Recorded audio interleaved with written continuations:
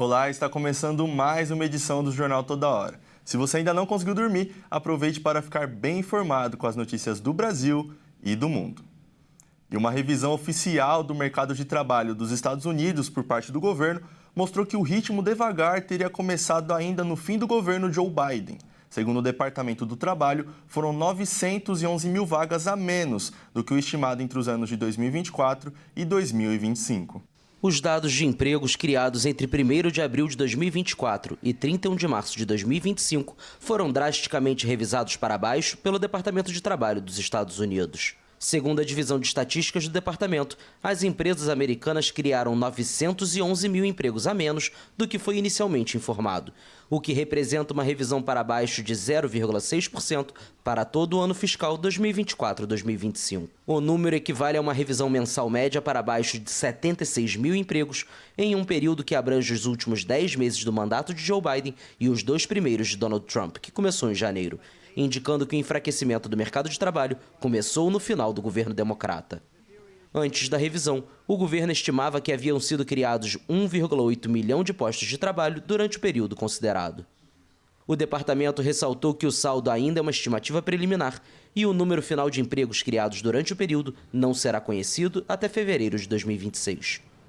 A revisão foi divulgada menos de uma semana após a publicação de números negativos do mercado de trabalho para o mês de agosto, com apenas 22 mil postos de trabalho criados e uma taxa de desemprego que aumentou para 4,3%. Os números de julho irritaram Trump, que acusou o órgão de manipular as estatísticas e, sem apresentar provas, demitiu sua diretoria. O Departamento do Trabalho revisa anualmente seus dados de empregos criados e isso frequentemente representa uma variação significativa. Para o ano fiscal 2023-2024, a revisão foi de 818 mil empregos. Um homem que passou quase 4 anos fugindo com os 3 filhos foi morto durante uma troca de tiros com a polícia. Tom Phillips era procurado desde dezembro de 2021 e os filhos foram resgatados em segurança. Quase 50 agentes participaram da operação. Tom Phillips fugiu com os filhos em dezembro de 2021, após uma discussão com a ex-companheira, e estava na região montanhosa de Waikato, no norte do país. As autoridades informaram que Phillips foi morto após atirar com um fuzil na cabeça de um policial, que foi levado para o hospital. Um dos filhos estava com ele durante o tiroteio, mas não se feriu. Os outros 2 foram encontrados em um acampamento isolado na floresta. Quase 50 policiais participaram da operação de busca pelas crianças, que têm 9, 10 e 12 anos. Nós os encontramos na área que identificamos como um provável local onde poderíamos encontrá-los e nos comunicamos com eles.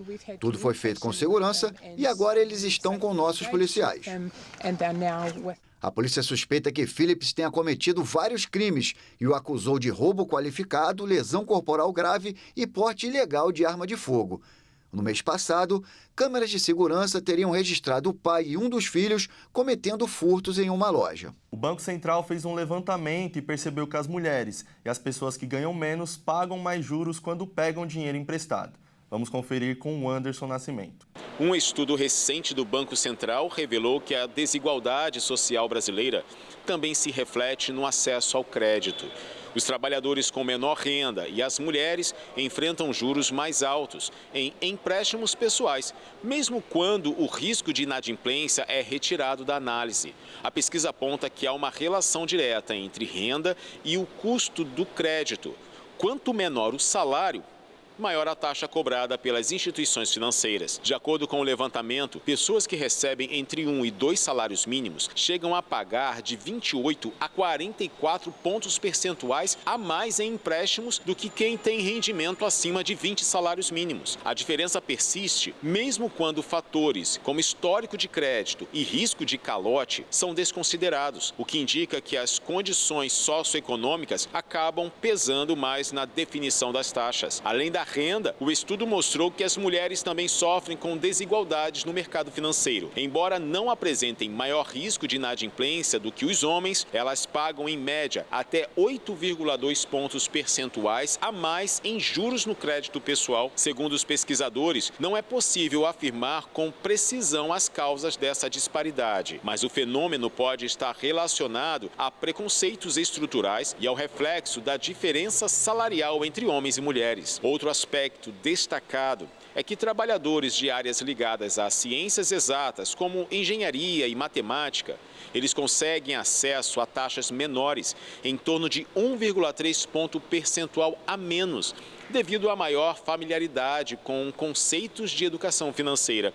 Já para os mais pobres, a falta de conhecimento técnico dificulta a negociação de melhores condições de crédito, deixando essa classe mais expostas a juros elevados e perpetuando o ciclo de desigualdade econômica no país. E no esporte, o Flamengo solicitou à ONU que a nação rubro-negra seja conhecida como a primeira nação simbólico-cultural. E já tem até uma petição digital que a torcida pode assinar para participar. O Flamengo lançou uma campanha para pedir à Organização das Nações Unidas, a ONU, que reconheça oficialmente a nação rubro-negra, como são chamados os torcedores do Flamengo, como a primeira nação simbólico-cultural do planeta. O anúncio foi feito por meio de pronunciamento oficial de Zico, ídolo do Flamengo. No vídeo, ele destaca números relacionados ao alcance dos torcedores do time. Faço isso porque o Flamengo não é apenas um time de futebol ou uma potência esportiva. O Flamengo é uma nação. Se fôssemos um país, teríamos a 36ª maior população do mundo. Somos mais de 45 milhões de pessoas unidas sob uma mesma bandeira, por uma mesma cultura e por um mesmo sentimento que atravessa gerações. Por isso, venho em nome da nação rubro-negra declarar a intenção oficial do Flamengo em ser reconhecido pela Organização das Nações Unidas como a primeira nação simbólico-cultural do planeta.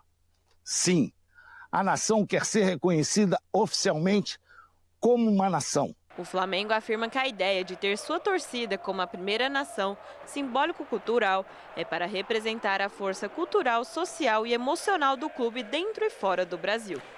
Por mais que o reconhecimento por parte da ONU tenha caráter simbólico, a equipe acredita que seria uma validação internacional sobre seus torcedores. A torcida poderá participar diretamente da causa, assinando a petição digital. Para isso, basta ir no link petição.flamengo.com.br.